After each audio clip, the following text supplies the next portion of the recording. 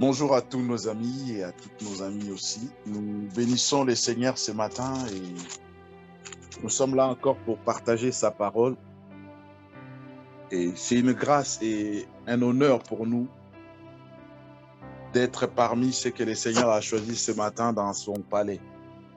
Et je vous invite tous à vous connecter avec l'Esprit du Seigneur pour pouvoir suivre la prédication de ce matin. Nous allons nous attarder encore sur les livres d'Apocalypse. Nous sommes toujours dans Apocalypse chapitre 2. Et ce matin, nous allons toucher sur l'église de Thyatire. Je crois avoir parlé sur l'église de Pergame. Et sur l'église de Pergame, je me suis attardé sur des aspects qui caractérisaient cette église, ou si vous voulez, des esprits, ou les comportements caractéristiques de cette église étaient l'esprit de Balaam et l'esprit des Nicolaïtes. La doctrine de Balaam et la doctrine des Nicolaïtes. Et je l'ai dit, la doctrine de Balaam, c'était une doctrine qui ouvrait une brèche au peuple de Dieu, afin que le peuple de Dieu mange la nourriture sacrifiée aux idoles et que le peuple de Dieu se mélange avec d'autres peuples par les liens de mariage ou par des relations entre hommes et femmes.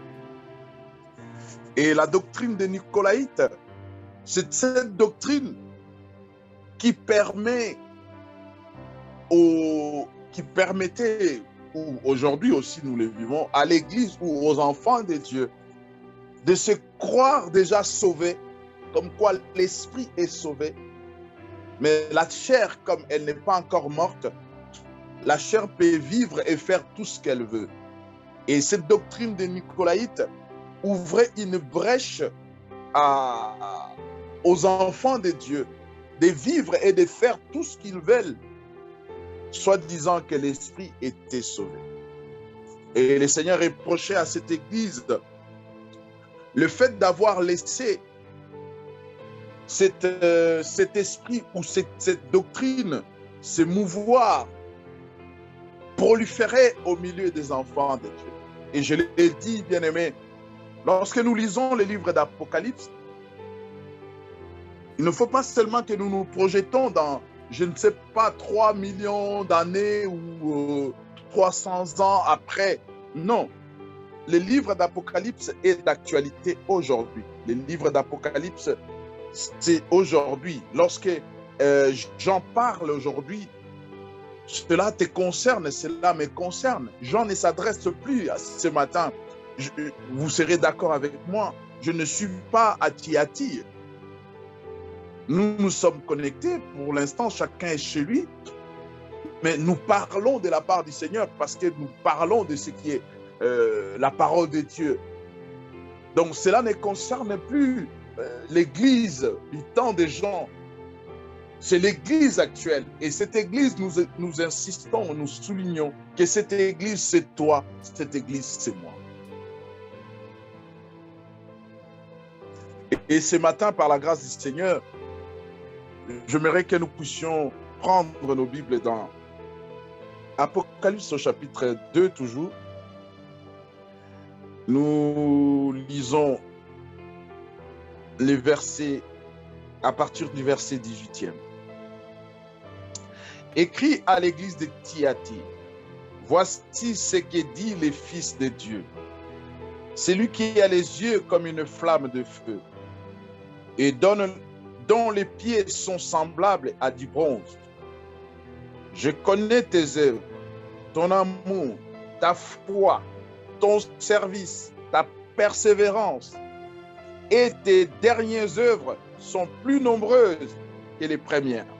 Mais ce que j'ai contre toi, c'est que tu laisses la femme Jézabel, qui se dit prophétesse, enseigner et séduire mes serviteurs pour qu'ils se livrent à l'inconduite et qu'il mange les viandes des sacrifices aux idoles. Je lui ai donné du temps pour se repentir, mais elle ne veut pas, pardon. Elle ne veut pas se repentir de son inconduite. Voici que je la jette sur un lit, ainsi que dans une grande tribulation.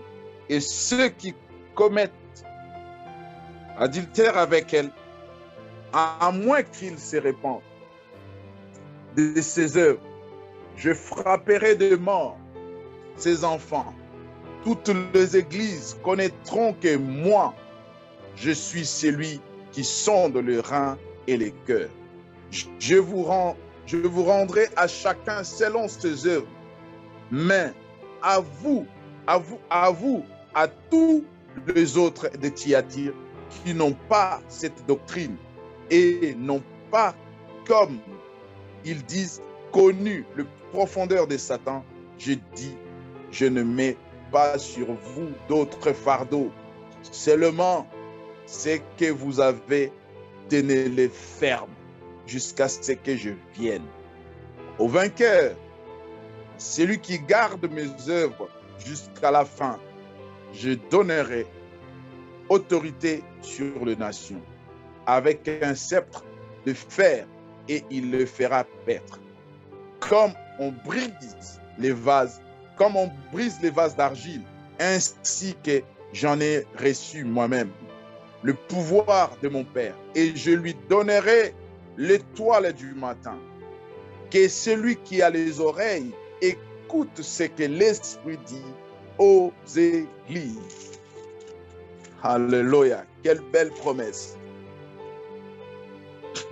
Seigneur, bénis ta parole, bénis-la, Seigneur. Nous voulons, Seigneur, nous humilier devant ta sainte main pour écouter ta parole. Et nous demandons ton assistance, cher Saint-Esprit. Merci, Seigneur, de faire de sorte à ce que cette parole devienne esprit à nous. Non seulement esprit, mais qu'elle devienne vie. Si quelqu'un, Seigneur, accepte de se repentir, Seigneur, merci de lui donner cette promesse, que cette promesse devienne vie en elle. Je recommande ce moment entre tes mains et je te bénis. Merci. Merci, Seigneur Saint-Esprit. Merci, merci. Bien-aimés dans le Seigneur, nous sommes dans cette étude du livre d'Apocalypse. Le livre d'Apocalypse est un livre prophétique. Ce qui est écrit dans l'Apocalypse, il y a des événements qui se sont déjà accomplis. Il y a des choses qui s'accomplissent aujourd'hui. Et il y a des choses qui s'accompliront dans l'avenir. C'est ça le livre d'Apocalypse. C'est une prophétie à trois dimensions. Le passé, le présent et le futur. Comme je l'ai dit, bien-aimé, nous sommes partis d'une interpellation au début de l'année que le Seigneur nous a faite à la fin de l'année 2022 et au début de l'année 2023. Que le Seigneur nous a faite au sujet de l'Église. Et lorsque le Seigneur nous parlait par rapport à l'Église, il nous a ouvert les yeux de l'esprit pour comprendre que l'Église n'est pas les édifices.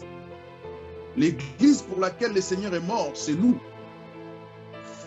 Et cette Église, le Seigneur attend tellement d'elle qu'aujourd'hui,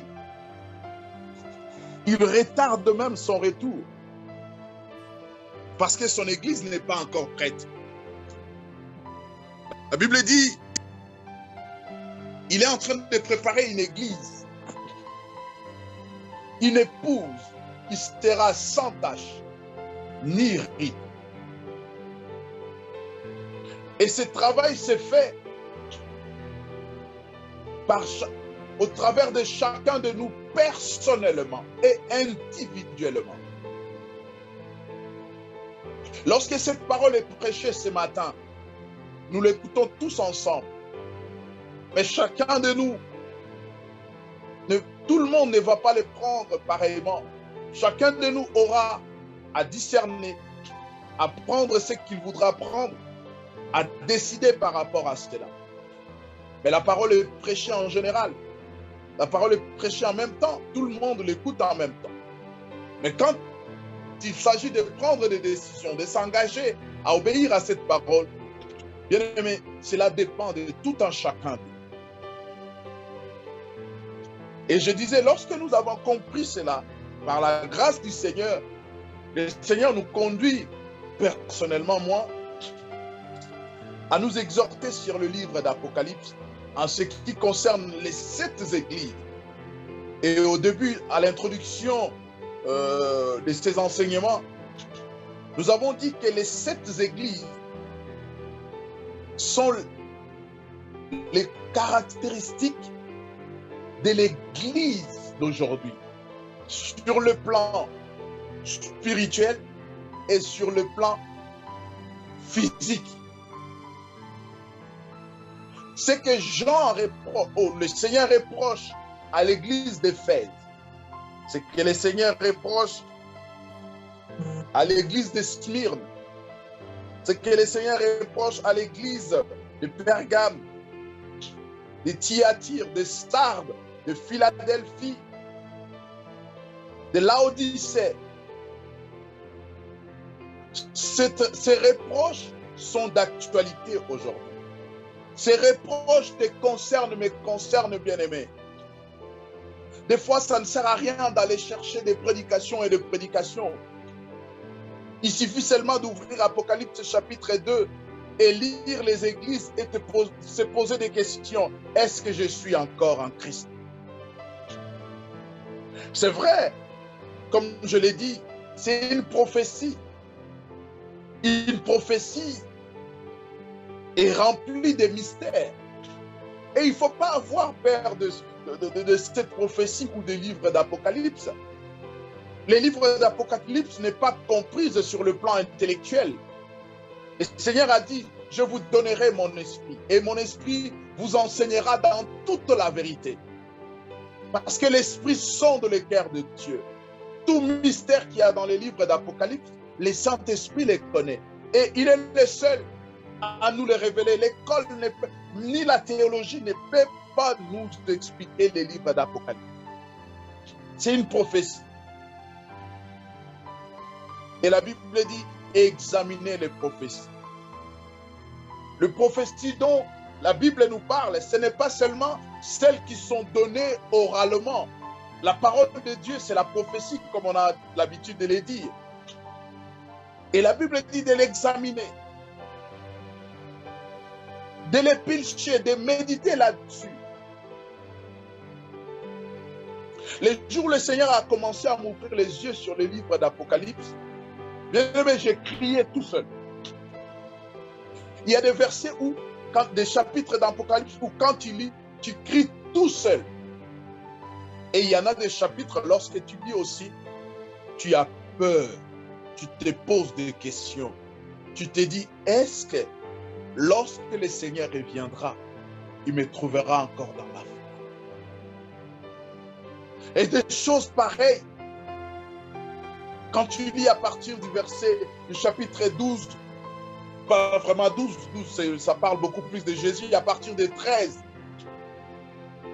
tu vois toutes ces choses dans l'Apocalypse, tu te dis, waouh, comment ces choses vont-elles se passer? Est-ce que quand ces choses se dérouleront, je serai encore dans la chair? Et si je suis dans la chair, cela se passera comment?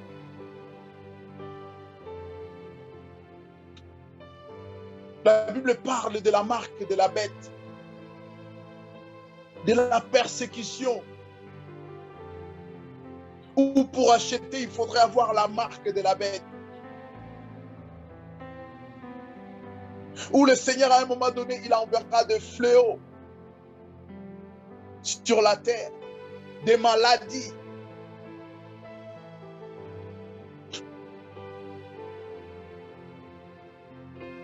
Des tremblements de terre, des inondations.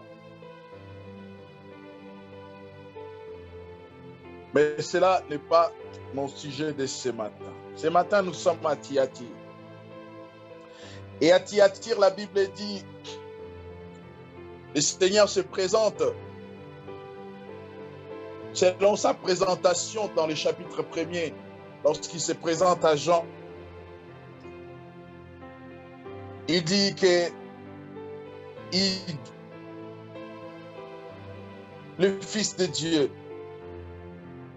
il a des yeux comme le flamme de feu et dont les pieds sont semblables à du bronze.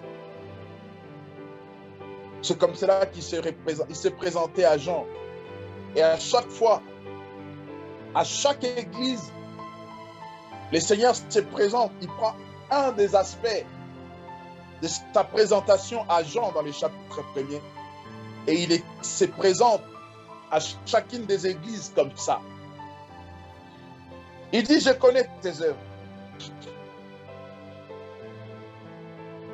ton amour, ta foi, ton service, ta persévérance.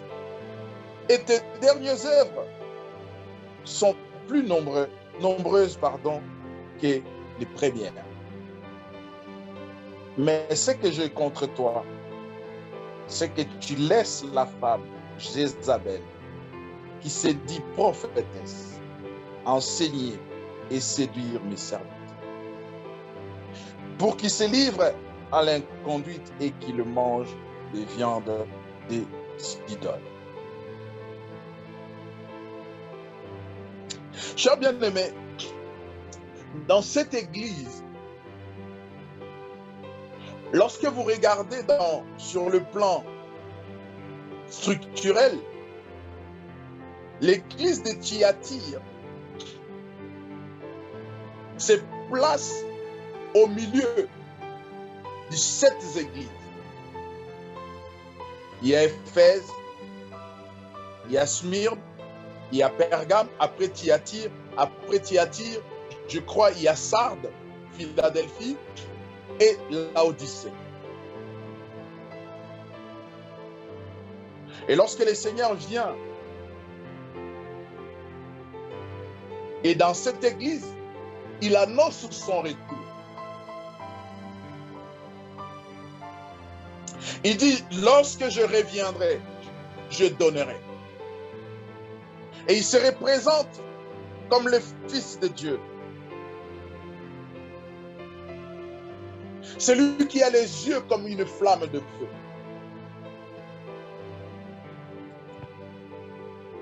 C'est-à-dire celui qui voit partout. Voir l'éclat de ses yeux peut enflammer. Et il dit, je connais tes œuvres. Bien-aimé, que personne ne te trompe.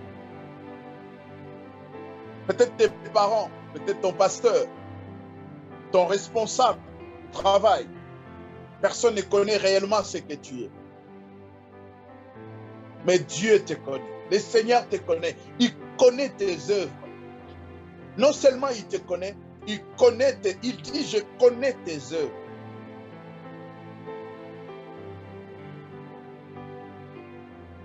Il connaît ton amour.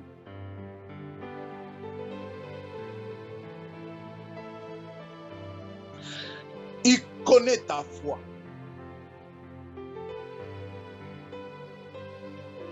Il connaît ton service. Il connaît comment tu persévères. Il dit même que tes dernières œuvres sont plus nombreuses que les premières. Chers bien-aimés dans le Seigneur, comme comme je le disais, l'église de Smyrne est entre les 7 églises. C'est l'église du milieu. Nous voyons que dans la première église d'Éphèse avait une reproche. L'église d'Éphèse, c'est qu'elle avait perdu son premier amour. Et nous avons des enfants de Dieu comme ça qui ont perdu leur premier amour. Ils ont perdu leur premier amour à cause des choses de ce monde. Lorsque Jésus fait l'illustration de parabole du semeur, il dit que beaucoup de graines n'ont pas pu donner. Pourquoi? Parce qu'ils étaient beaucoup plus préoccupés par les choses de ce monde, étouffés par les choses de ce monde. Parce qu'ils ont perdu leur premier amour et ils sont étouffés, ils ne prolifèrent plus, ils ne poussent plus, ils n'avancent plus parce qu'ils sont attachés aux choses de ce monde. Ils ont perdu leur premier amour. Ils n'ont plus d'attachement avec le Seigneur. Ils ont pris le Seigneur comme une habitude. Ils se sont habitués à c'est notre Dieu. On comprend. D'ailleurs, il y a longtemps, je fais ceci. Bon, je vis, il n'a rien fait. Voilà, la vie continue. L'église d'Éphèse avait perdu son premier amour. Et l'église de Smyrne avait été persécutée. L'église de la persécution. Et malgré la persécution, ils ont persévéré dans la persécution. Il y a des chrétiens comme ça, bien-aimés. Ils sont persécutés. Je ne parle pas de celles ou de ceux qui sont enfermés dans des cachots, dans des prisons. Je parle aussi de ceux qui sont dans nos églises, mais qui sont mal aimés à cause de leur sérieux avec les seigneurs. Ils sont traités de TTS parce qu'ils aiment les seigneurs tels qu'ils sont. Ils n'exagèrent pas, seulement ils sont comme ça, mais ils sont mal vus parce qu'apparemment ils sont servis. On a persécuté le peuple de Dieu, les enfants de Dieu comme ça, psychologiquement. Nous les avons persécutés par notre façon de les traiter. Nous avons des enfants de Dieu comme ça. Ils se sentent mal à l'aise lorsqu'ils sont en présence des autres. Lorsqu'il fallait prier les uns les autres, personne ne va vers lui. Personne ne va vers elle. Lorsqu'il faut partager l'agapé, des fois il se retrouve seul. Et il est obligé d'aller faufiler, de chercher à se faire aimer. Mais il n'est pas aimé. Il n'est pas aimé. Pourquoi? Parce qu'il dit des prophéties et ces prophéties vont à l'encontre de ce que le pasteur dit. L'église de Smyrne. Et l'église de Pergame, c'est cette église-là qui s'est associée. C'est cette église-là qui s'est mélangée, qui s'est compromise avec le monde. C'est cette église-là où tout est permis.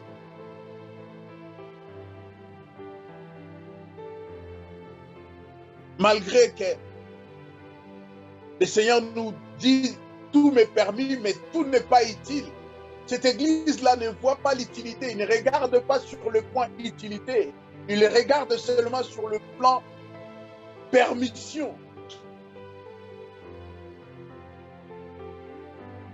C'est cette église-là où, lorsque nous sommes avec les païens, nous sommes païens. Lorsque nous sommes dans le temple, nous sommes enfants de Dieu.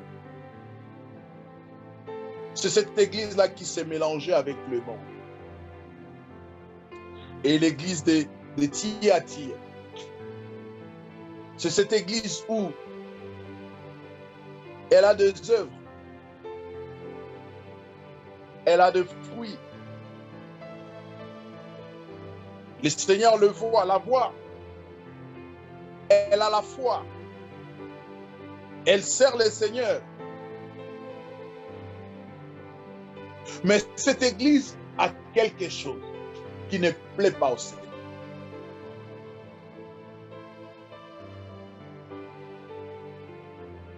Cette église était plongée dans le mal. Jusqu'à ce que ce mal s'est caractérisé par l'adultère, par la désobéissance, et par l'infidélité.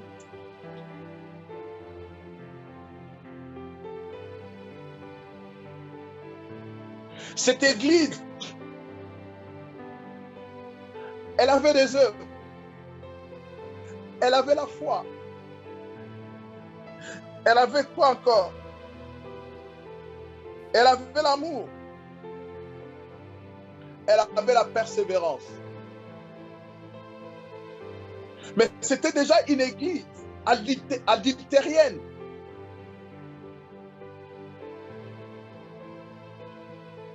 Elle donnait sa dîme, elle faisait ses offrandes, elle était assidue au culte, elle chantait à l'église, elle croyait, lorsque le pasteur disait quelque chose, elle criait Amen, prêche. Mais cette église était déjà corrompue. Le Seigneur il dit, c'est que j'ai contre toi. Tu as laissé la femme Jézabel, qui s'est dit prophétesse, à enseigner et séduire mes serviteurs. Dans cette église, on ne parle pas seulement d'une doctrine.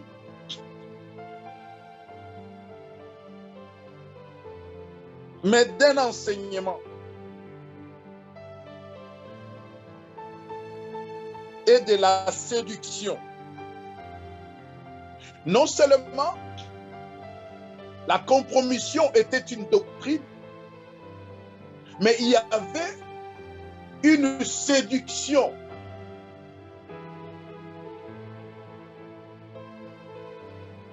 C'était une église où l'homme avait pris la place de Dieu.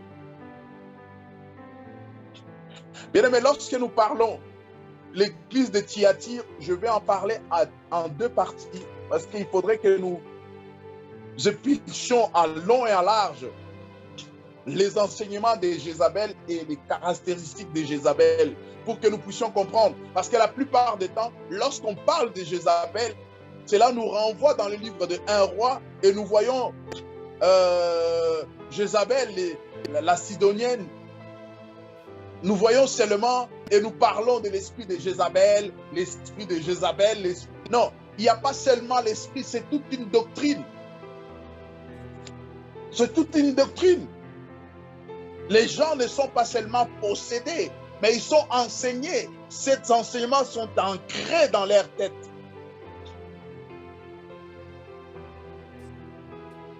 Je disais, cette église de Thyatire, c'est une église où les responsables ont pris la place de Dieu. Tu ne jures que par lui.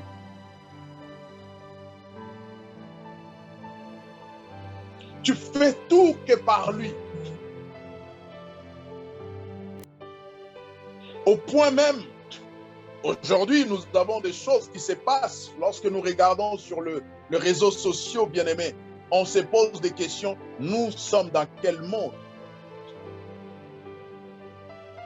Nous sommes dans quel monde? Vous allez dans certaines églises, on vous vend de l'huile qui vient d'Israël, il paraît. De l'eau qui vient, je ne sais de quel fleuve, de quelle rivière en Israël. On nous vend toutes ces choses, des photos, tout ce que vous voulez, bien-aimés. Mais les gens sont là. Les gens prêchent. Et lorsqu'on prêche, on peut entendre que c'est la parole de Dieu. Lorsqu'on chante, on a des frissons. On est dans la louange, dans l'adoration. On se dit, oh, le Saint-Esprit descend réellement dans cette église. Le Saint-Esprit est présent au milieu de nous. Tu as la foi. Tu as l'amour. Tu as le service. La persévérance aussi. Mais ce que le Seigneur a contre toi, c'est que tu as laissé la femme Jézabel. Vous savez, Jézabel, c'était la femme d'Akab. Le problème, ce n'est pas Jézabel. Lorsqu'on parle de Jézabel, très souvent les gens pensent que c'est une femme. Et dans l'Apocalypse, c'est une allégorie. Lorsqu'on parle de Jézabel, on parle des agissements, on parle de la doctrine, on parle des enseignements, on parle d'une attitude, d'une vie, d'un caractère. On ne parle pas d'une femme. On a pris seulement les caractéristiques de Jézabel dans un roi pour illustrer ce qui se passe aujourd'hui. Aujourd'hui, bien-aimés, lorsque nous désobéissons à Dieu, est-ce que Jézabel est là? Lorsque nous péchons, lorsque nous ignorons l'autorité de Christ, est-ce que Jézabel est là? Je l'ai dit, que cette église de Thyatire était caractérisée par la diphthère, par la désobéissance à l'infidélité. Est-ce que Jézabel est là? Du fait qu'on parle de Jézabel, en fait, Jézabel, c'est ce mariage, cette réaction. D'ailleurs, lorsque nous allons dans l'étymologie, le mot Jézabel ne corrobore pas avec la personne de Jézabel.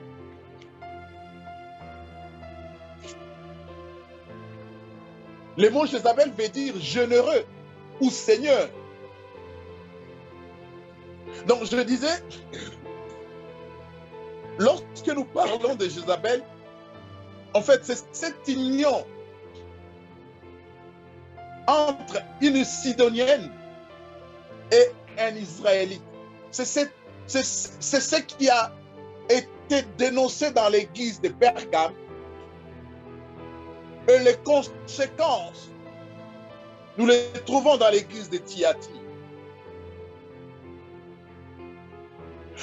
Bien-aimés, quel que soit sur le plan physique ou sur le plan spirituel, la Bible dit, tu ne peux servir deux maîtres à la fois.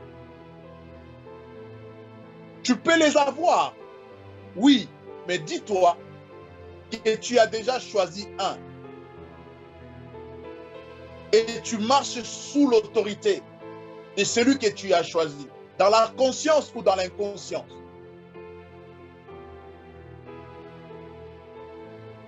Je dis que les conséquences de l'église de Pergame, c'est ce qui descend sur l'église de Thyatire. Le peuple garde sa persévérance, garde la foi, même les services, même l'amour, voire même. Mais avec quelques brèches, avec quelques autorisations, du genre, voilà, il n'est pas mauvais de faire ceci ou de faire cela, alors que cela n'est pas biblique. Mais on fait quand même. Parce que le pasteur a dit, parce que Daddy a dit. Mais on ne regarde pas ce que la Bible dit. Et je reviens à ce que je disais. Cette union fait que Akab était déjà détourné. Jézabel, la Sidonienne, l'avait déjà détourné de son Dieu. Il s'était déjà rebellé. Il était roi. On ne l'avait pas arraché sa royauté. Il était roi, c'est lui qui régnait. Il avait tous les prérogatives, c'est lui qui décidait. Mais du fait qu'il est allé s'associer avec une femme qui n'était pas dans l'alliance, avec une femme que le Seigneur avait déjà interdit ses mariages avec les étrangers. Cela a fait que Akab était resté seulement un roi des façades. Et très souvent, lorsque nous regardons dans les livres des 1 roi, nous voyons seulement la confrontation d'Élie avec le prophète de Baal. Et nous voyons l'acharnement d'Akab, de Jézabel pour tuer Élie. Mais le problème n'est pas dans l'acharnement. Le problème est dans le comportement de la femme. Et ce comportement est assimilé aujourd'hui à l'Église.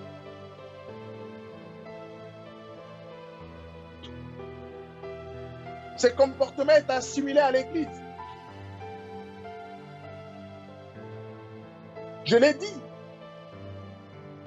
Dans certaines églises, dans certaines assemblées, pardon, lorsque tu es sérieux avec les seigneurs, tu es mal vu.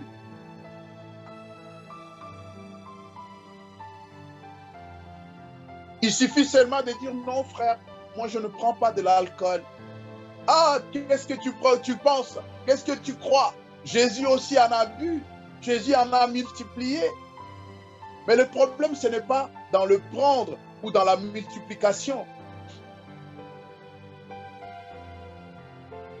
Le problème est le pourquoi le frère ou la personne a pris la décision de ne plus prendre de l'alcool. Peut-être que c'est un ancien alcoolique et qu'il a peur. Le fait de prendre même un peu, il risque de sombrer. Et il a pris la décision de ne plus prendre de l'alcool. Et vous connaissez ces débats. Lorsqu'on rentre dans ces débats, on ne sort plus. On ne sort pas. Ou si on sort, on sort pas indemne. Chacun a son apport, chacun a sa conception de ce qui concerne le vin. Mais je ne suis pas là. Je parle seulement de comment les gens maltraitent certains enfants de Dieu dans les ensembles. C'est comme Jézabel avait maltraité Élie. C'est ça l'esprit de Jézabel. L'esprit de Jézabel, ça peut-être je développerai prochainement en profondeur. L'esprit Jézabel se caractérise par l'esprit du contrôle, par l'esprit de la manipulation, par la haine envers Dieu, par la fausse humilité, par l'intimidation. Et toi, qu'est-ce que tu crois? C'est un grand pasteur, il a de renommée, il est connu mondialement. Qu'est-ce que tu penses, que toi tu es plus que lui? Frère, c'est de l'intimidation. Arrêtez de nous intimider. Qu'il soit connu ou pas, c'est un enfant de Dieu. S'il est réellement enfant de Dieu, nous sommes tous pareils devant Dieu, enfants. Par du contrôle. À 3 heures du matin, tu fais un rêve.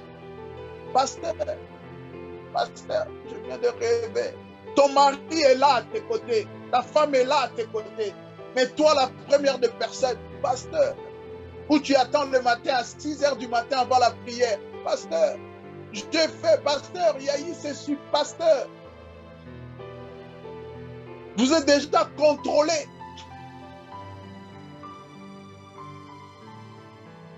Il y a des gens qui font des rêves et ces rêves sont personnels. Dieu parle à leur cœur et il attend l'heure de la prière. Il attend le matin. Pasteur, tu peux m'expliquer ces rêves? C'est ça, ouais. C'est ça. Moi, je n'ai jamais vu un homme de Dieu dans la parole de Dieu expliquer un rêve. Jamais. Ouais, vous me dites Daniel et Joseph. Oui, mais allez lire la parole. Allez lire. Ils ont dit, nous allons consulter. Nous allons consulter. Parce que dans les rêves, il y a beaucoup de subtilités, bien-aimés. Oh, ça, j'en parlerai une autre fois, pardon. Je ne suis pas dans ça. Mais je parle seulement de l'esprit de contrôle. Tu es contrôlé.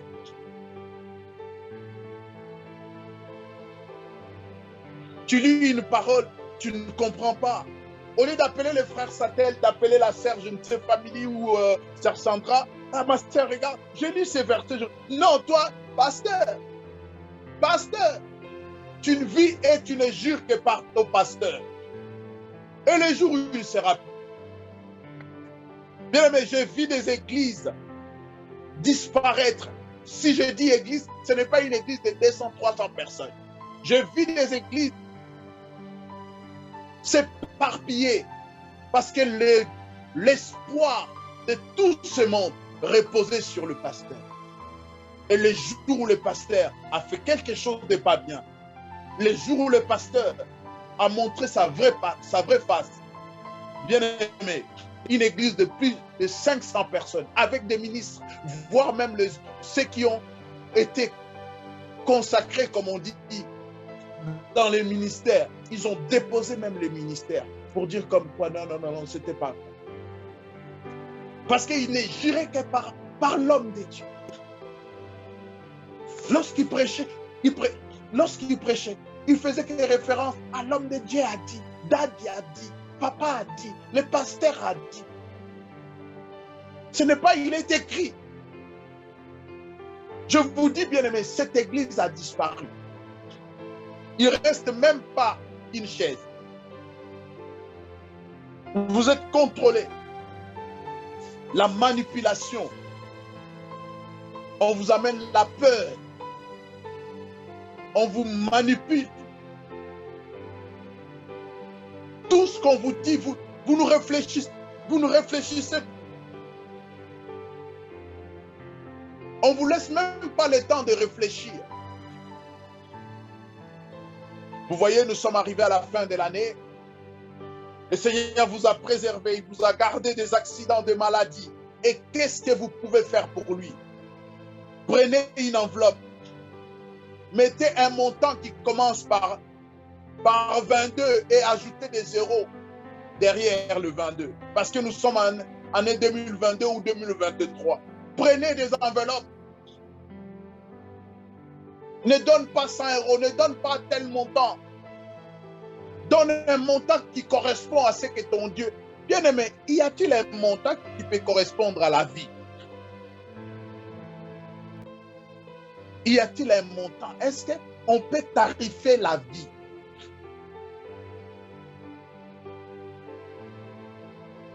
L'esprit de Jézabel. Peut-être aussi dans le couple.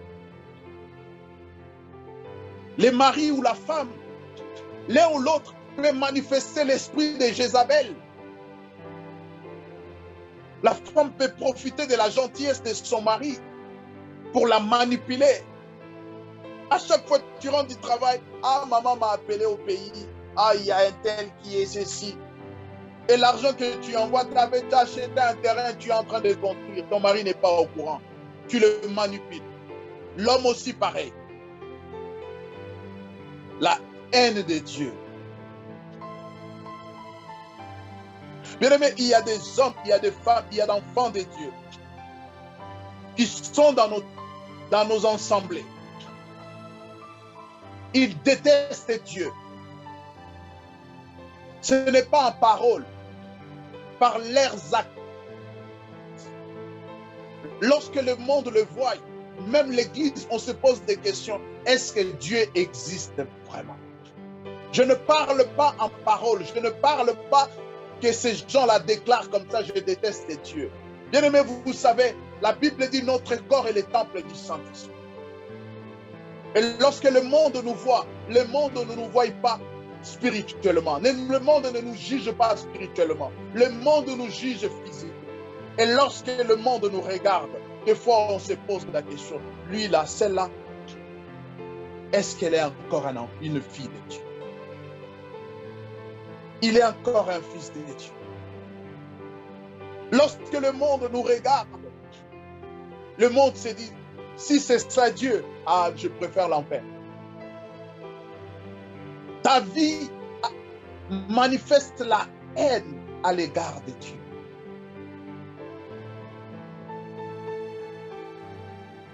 Jézabel qui va jusqu'à tendre un piège pour tuer l'homme de Dieu. Ta vie, c'est un piège. Lorsque les gens, lorsque tu vas dans l'assemblée, les gens te regardent, ils sont piégés. Ils sont piégés. Ils ne savent pas si c'est eux qui sont dans l'erreur ou c'est toi qui es dans l'erreur.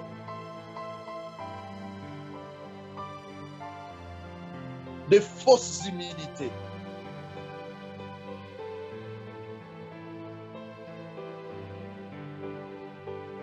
Le pasteur, il s'assoit derrière, où il est humble. Lorsque nous avons le moment d'agapé, le pasteur, il mange avec tout le monde, il mange dans la main. Ah, il est humble. Bien aimé, ce n'est pas ça l'humilité. L'humilité, c'est lorsqu'on sait se connaître qui on est réellement. Lorsqu'on sait connaître, on sait reconnaître ses faiblesses. On sait reconnaître ses limites. On sait reconnaître qui on est réellement.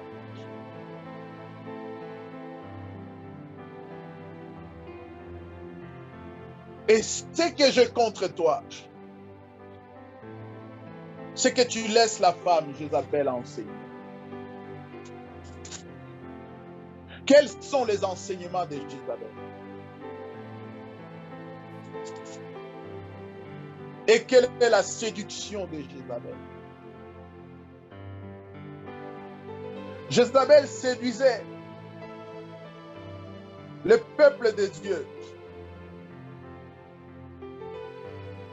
jusqu'à ce que Élie amène tout le monde à Carmel pour qu'ils choisissent qui était réellement Dieu. Jézabel avait été ses prophètes. Et les prophètes de Jézabel faisaient aussi des miracles. Prêchaient aussi bien. D'ailleurs, jusqu'à Carmel, le peuple était derrière le prophète de Jézabel. Et Jézabel était certaine que ces prophètes allaient faire descendre le feu du ciel.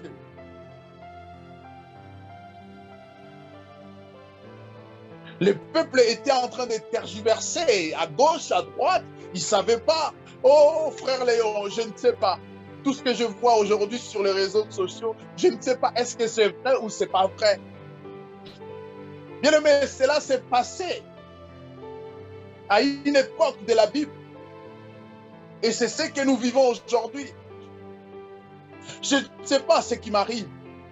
Est-ce que c'est la volonté de Dieu? Je ne sais pas. Est-ce que c'est démoniaque? Je ne sais pas. Je ne sais pas.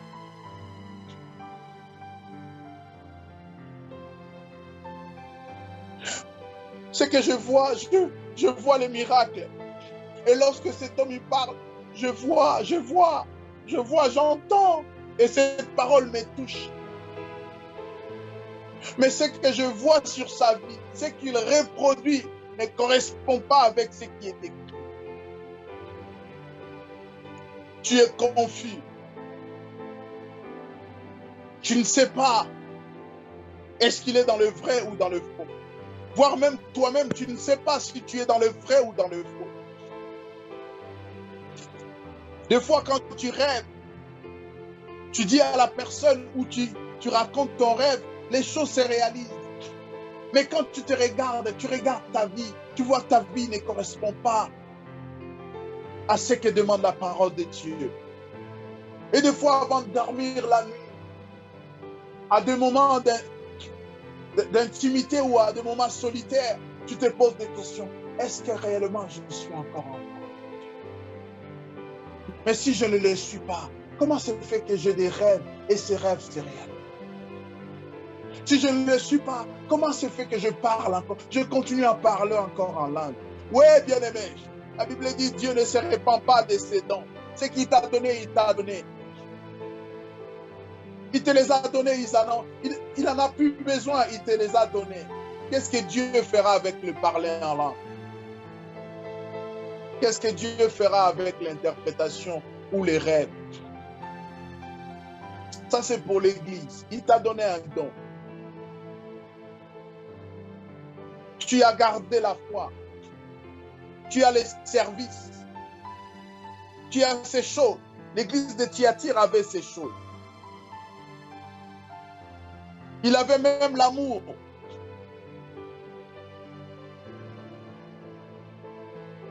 Il avait même l'amour. Elle avait, beaucoup d'œuvres. Pendant que le Seigneur lui fait ces remarques, pendant que le Seigneur visite cette église, la Bible dit, ses œuvres présentes étaient plus nombreuses que les anciennes. Donc, cette église était à un moment de son apogée, je dirais, sur le plan œuvre.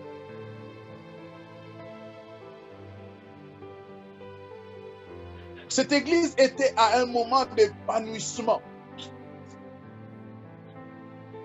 Mais en réalité, cette église marchait dans l'infidélité, dans la désobéissance et dans l'adultère. Et cette histoire, ce que j'ai dit, me ramène à un psaume, c'est un psaume d'Asaph. Je ne sais pas si c'est dans psaume 73 ou un truc comme ça, vraiment c'est entre 73 et 74. Asaph il dit comme ça, il pose une question. Pourquoi les méchants prospèrent-ils?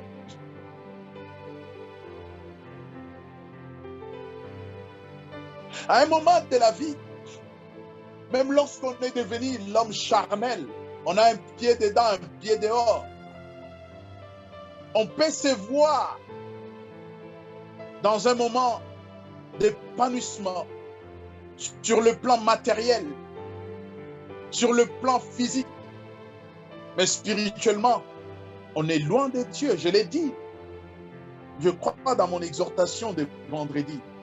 Je l'ai dit, bien-aimé. Très souvent, nous nous sommes focalisés dans la chair et dans l'âme. Et nous nous préoccupons peu de l'esprit. Mais tu es un corps. Tu es une âme, pardon, qui vit dans un corps, qui a un esprit. Très souvent, c'est l'âme et le corps qui sont nourris. Mais l'esprit, on le laisse comme ça. Parce que l'esprit s'est fait petit. Même lorsque nous parlons de la divinité de Dieu, vous verrez que le Saint-Esprit est parlé toujours et dit en troisième position. Cela ne fait pas du Saint-Esprit la plus petite personne de la divinité.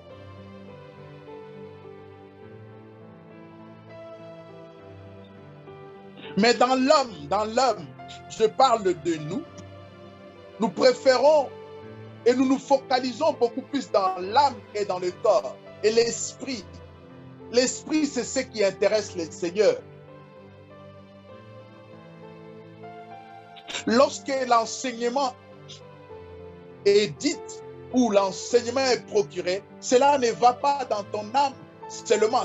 L'enseignement, le vrai va dans ton esprit. C'est l'enseignement qui influence ton esprit.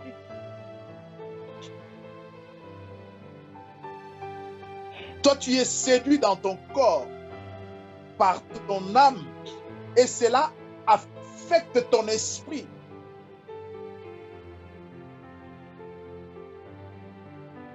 Tu peux commettre un péché dans la chair et ces péchés te donnent de la joie, c'est dans l'âme. Mais ton esprit, c'est lui qui encaisse les coups des conséquences. Et la Bible dit, n'attristez pas le Saint-Esprit. L'âme n'est pas attristée, c'est l'esprit. Lorsque nous sommes enfants de Dieu et que nous vivons comme l'église de Thyatire, c'est l'esprit, notre esprit qui est attristé. L'âme se réjouit dans tout ce que nous faisons. Nous avons de bonnes œuvres, nous avons gardé la foi, nous avons l'amour. Mais ce que le Seigneur attend de nous, ce n'est pas ça. Le Seigneur attend que nous soyons concentrés. Le Seigneur attend réellement de nous, bien-aimés, que nous ayons des priorités. Le Seigneur veut que nous soyons fixés sur lui. Que notre esprit soit fixé sur lui. Une fois Jésus était sur la croix, je vais finir par là. Il était cloué. C'est son corps qui souffrait. Il avait mal dans son corps. Et son âme était attristée. Et dans tout ça, il a fait de sorte à ce que son esprit ne soit pas touché. Et il est allé cacher son esprit. Il a dit, Père, entre tes mains, je remets mon esprit. Il n'a pas dit, Seigneur Père, je remets mon âme, ni mon corps. Il a dit, mon esprit, je remets mon esprit. Bien-aimé, protèges-tu ton esprit? Je vais dans cette église. Tout ce qui sera dit et qui ne sera pas dans la volonté de Dieu, Seigneur, je prie que mon esprit ne soit pas affecté. Préserve mon esprit de toute hérésie. Préserve mon esprit de toute séduction. Préserve mon esprit de toute désobéissance. Préserve mon esprit de tout adultère. Mais nous allons comme ça, corps, âme et esprit, détruits. Corps, âme et esprit saccagés. Seigneur, merci pour ce jour. Seigneur, donne-moi mon pain quotidien. Seigneur, bénis ma nourriture d'aujourd'hui. Seigneur, merci. Seigneur,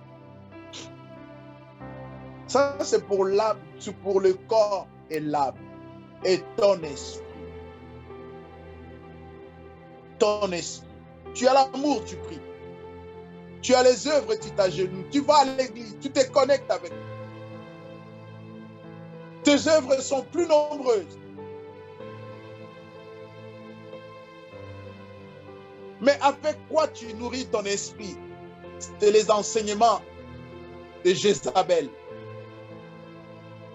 Et comme tu nourris ton esprit par les enseignements de Jézabel, voilà pourquoi tu te laisses séduire par elle. Bien-aimé, même ce que je dis, d'ailleurs dans ma prière je dis, ce qui n'est pas de Dieu, qu'il ne vous touche pas. Même ce que je dis, bien-aimé, prenez ce qui est bon.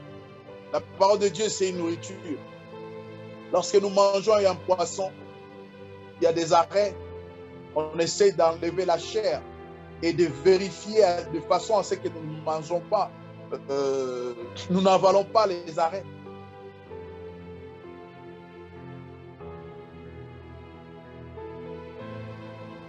C'est comme cela aussi que nous devrions faire. Seigneur, merci. Nous osons croire, Seigneur, que cette parole fera du bien à quelqu'un. Et nous te prions de bénir chacun de nous dans ses occupations, dans son engagement avec toi, Seigneur, dans sa vie de prière, dans sa vie tout court. Seigneur, nous demandons ta grâce. Nous demandons que tu préserves l'Église que nous sommes. Que nous ne nous contentions pas seulement des œuvres, de l'amour et de la foi. Que nous puissions, Seigneur, préserver nos esprits de tout enseignement et de toute séduction. Bénis ton Église, Seigneur.